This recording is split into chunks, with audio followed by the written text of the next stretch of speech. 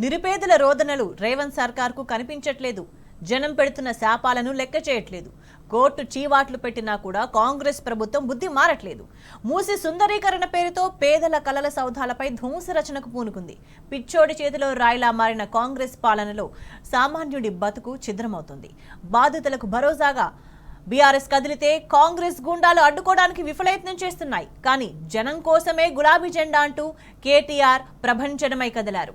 మూసి సుందరీకరణ పేరుతో సర్కారు చేస్తున్న కుంభకోణాన్ని ఎండగడుతున్నారు.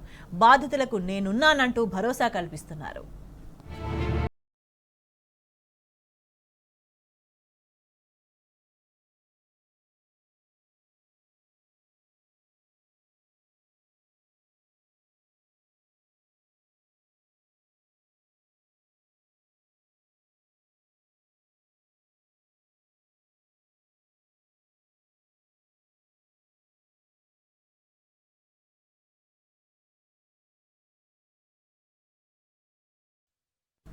పిచ్చోడి చేతికి రాయిస్తే ఏమవుతుంది?